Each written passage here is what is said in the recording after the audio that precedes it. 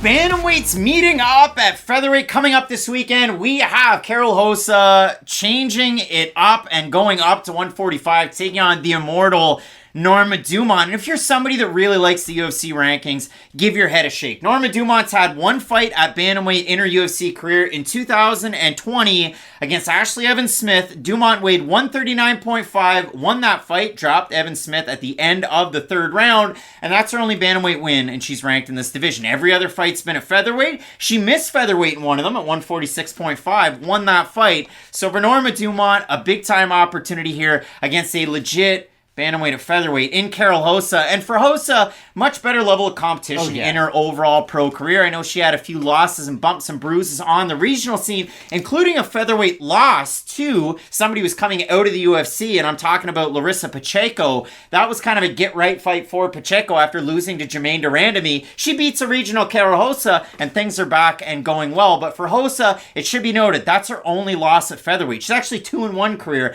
at featherweight. So an interesting choice for Rosa to move up to 145 for this fight against Norma Dumont, who in my mind feels like a true featherweight. Like, she fills out well in this division. She's a one of one, I guess. She really is a unicorn. And for Dumont, her last time out, I mean, it was like she won the Stanley Cup, the NBA Finals, and a World Series title her last time out. She fought Danielle Wolf. I credit her with like 3 knockdowns, and I know I say like, she beat Danielle Wolf quite handily, but that was a 1-0 former What does pro this boxer. fight do for either fighter, though, Craig? I'm sorry. It's just like 145 is such a weird position for me, because what are we fighting for right now? The opportunity to get mopped by Amanda Nunes? Like, I'm sorry, but like, if Norma Dumont fought Amanda Nunes, you know what my prediction on that fight is? It's over in the first round. I don't understand this. No, it's just odd matchmaking.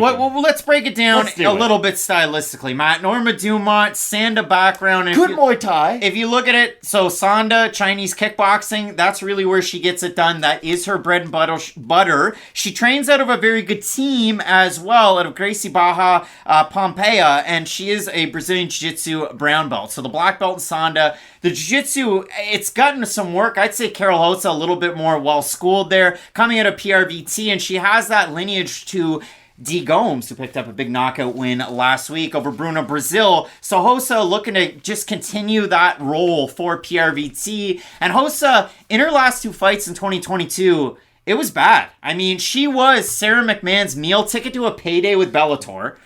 That's real.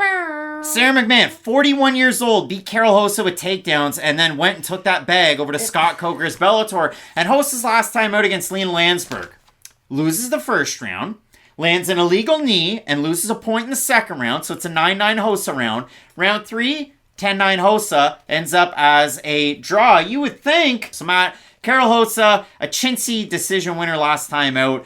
I don't know what to expect out of Karol Rosa at featherweight. For Norma Dumont, it's a lot of basic boxing combinations. A big 1-2. Looping strikes, though. Big 1-2. Big 1-2. And steadiness, whereas Karol Rosa, I've seen her set like near record numbers at bantamweight in her Laura Fritzen debut. And some of these fights that Rosa has where it's primary striking battles, look at it. She retired Cachoeira. But that's in the back of my mind. What if Norma just puts on the wrestling shoes? Like, not that Karol Rosa can't deal with someone who has the wrestling of Norma Dumont. Like, not that Dumont is a Sarah McMahon, but you understand what I mean.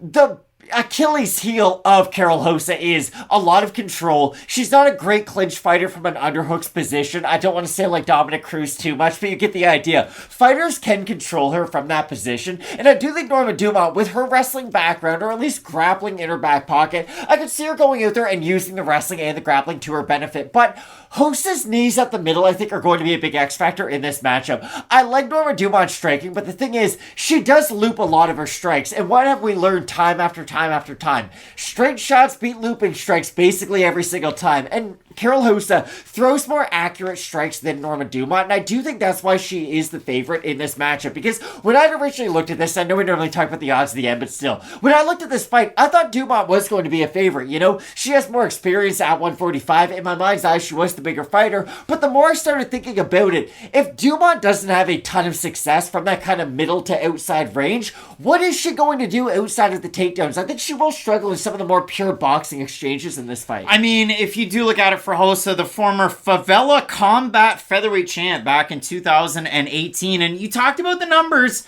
I'd like to talk about them because we have a decent sample size here. Norma Dumont got knocked out by that right cross against Megan Anderson, making her UFC debut. The only other loss for Dumont was a really close decision against Macy Chiasson. It was the striking of Dumont. It was the takedowns of Chiasson in that one. But analytically, 6.14 strikes landed per minute for Rosa favors her over Dumont to 3.64. 4.11 strikes absorbed per minute to Rosa, 2.04 to Dumont. And if you look at it in terms of the striking defense numbers, 49% for Rosa to 69% by Dumont. Dumont doesn't get hit clean very often in these fights. She defends better against long-range attacks in general, or she has in the UFC, at least by the numbers, than Karol Rosa has. But when you look at the level of competition, for Dumont up at featherweight, she was rumored to have fights against Holly Holm and some bigger names, but she beat Ashley Evans-Smith at bantamweight, she beats Felicia Spencer, she beats Aspen Ladd in a main event that really happened. Co-main event,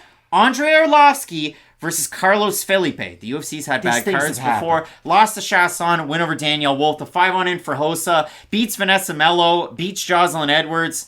Beats Betchko Hale, loses to McMahon, beats Lena Landsberg. And we have a look at the odds in this one, and they have shifted dramatically since, they came out. So Karol Rosa open minus 225. The odds are at par right now. If you have a look at Norma Dumont, she opened the big underdog, or at least slight underdog, plus 190. Depends on what site, though, honestly. Minus 113. So Dumont is, kind of in and around, the odds in and around par for both these women. We have a look at the Topology votes. Matt, surprised us there to you. I'm going to say over under 67.5% for Karol Rosa.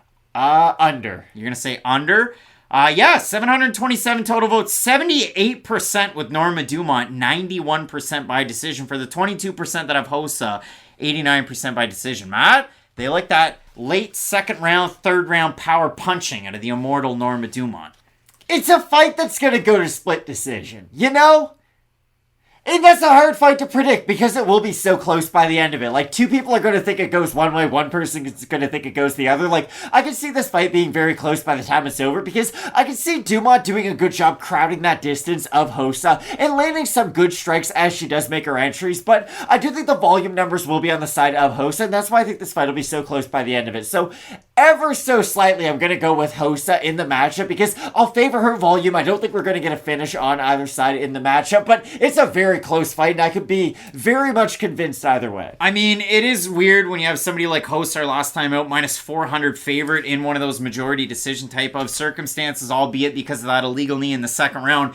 Norma Dumont, very steady, so when you're trying to pick this fight, it really is a little bit of a tricky one at featherweight. I'm ever so slightly going to go with Karol Rosa in this one. I do like the steadiness on the feet. She definitely throws a lot more for volume. She's not susceptible to getting knocked down in a lot of these fights. And if you consider it for Rosa inside of the UFC's octagon, it's gone pretty darn good. You look at the loss to somebody like Sarah McMahon, it was due to those takedowns and the variety that you saw out of somebody like McMahon, but wins over Fritzen, Mello, Edwards, Cachoeira, and so on. I just like the volume out of somebody like Karol Rosa. She keeps her chin tucked well in some of these exchanges. Dumont on the outside floating, clapping the cheeks. Matt, a lot of people are going to like Norma Dumont in the matchup. She's clapping. She throws a lot of big punches and claps the cheeks. She knocked down Danielle Wolf a couple of times. What do you think I'm talking about? Keep your mind out of the gutter. Matt, it's a big time fight in a division that, again, like, it is just... There's not fights that happen in this division. Your pick here More people are in this room that are in this division. It's wild to say. Matt, really eager to hear from the commenters on this one down below. Big time main event. Pavlovich taking on Blaydes. You're not going to want to miss it. Keep it locked in with Fight Night Picks. We always say, let's get into it.